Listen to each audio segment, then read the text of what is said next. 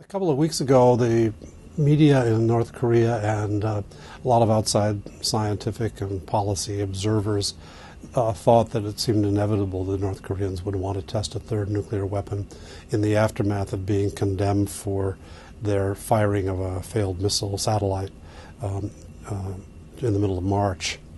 The condemnation came from the President of the UN Security Council. There was every expectation that the normal pattern for North Korea is to react to being criticized by doing something more outrageous. There's an election going on in South Korea which they want to influence. They want to send a scare through the South Korean voters and try to keep them from electing somebody who would be tough with North Korea. That's happened in the past.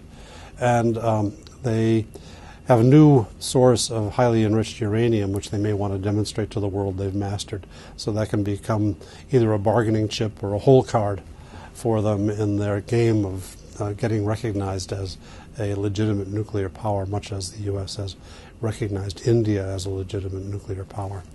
And so a couple of weeks ago we were seeing the precursor statements and steps in that direction.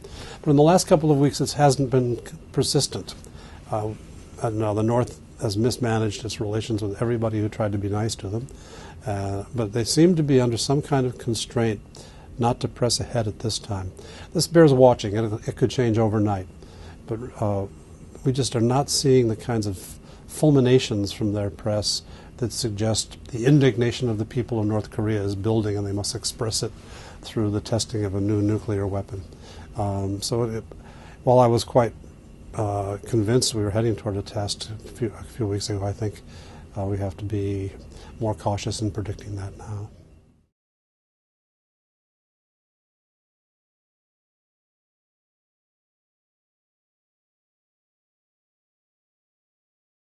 On February 29, they'd signed an agreement with the U.S. And in the background to that agreement on returning to the various promises it had made in the course of the six-party talks in exchange for nutritional assistance for its people, the Americans had said, if you fire a missile, that breaks the deal. First, we signed an agreement, or we made an agreement to make respective statements of our positions before we knew whether they would fire the missile or not, which was probably a diplomatic blunder. But secondly, having done that, they knew they would lose the food and they would interrupt the process of slowly moving our way back to a forum in which we can discuss denuclearization on our agenda and they can put their substitute energy and other things on their agenda. And they blew that away with the missile test. But the decisions to test the missile were really made by the father of the current ruler. He had planned to do a missile test to honor his father around about the 15th of March, his 100th anniversary of his birth. And I think that once that was decided, the kid could not reverse it. Imagine the scientists, they may have been shaking in their boots, having put this missile together and being not at all confident it would work. But they were condemned to go through it one way or another, and to pay a price for having done so in the international community.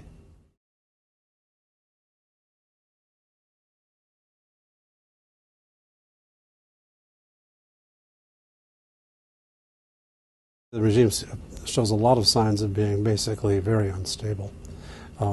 We had the first few months after the death of the father in December where everything was in lockstep. We weren't to expect departures from what had been ordered before his death, including meeting with the U.S. and having an agreement and firing a missile that defeats the agreement. These are decisions that were made earlier. But now that we're past that point, now that we're past the ceremonial requirements, they have to make decisions about the future. Young Kim Jong Un, who's a very difficult-looking person, if you can judge just from pictures and behavioral style, is surrounded by people in their 70s and 80s. It's hard to imagine that one, that they all will last for very long, and two, that he wouldn't want to appoint people he is closer to in age and experience. And so you start getting the ripples. I mean, it's been a stable regime with occasional executions or accidental deaths that might be executions over time, but now there is a chance that he'll want to have a broader sweeping change, which itself sets off either the potential for reform and improvement, which I doubt we're going to see, or tensions and crises that they won't be able to resolve. That's why I lean toward the instability interpretation of the regime.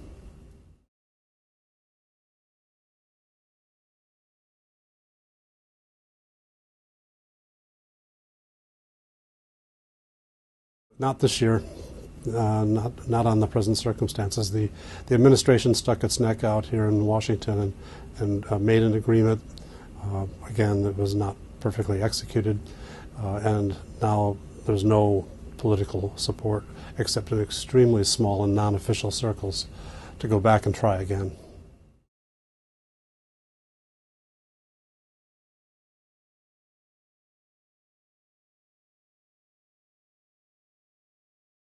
We have the Proliferation Security Initiative to keep them from sending nuclear materials or weapons to parties that would pay them cash for it around the world. Not 100%, but it's a pretty effective mechanism. We have existing sanctions, and if they set off a nuclear test, there'll be additional sanctions, probably on their banking system. It's connections to the outside world again, plus some more companies that deal with North Korea. China has been a drag on these sanctions, and China often honors the letter of a sanction but violates its spirit by offering something in compensation to the North. And so we have a difficult partner in China on trying to put international pressure. China wants to preserve the North Korean regime for as long as possible, even though increasing numbers of experts in China are openly stating they don't think that can be achieved.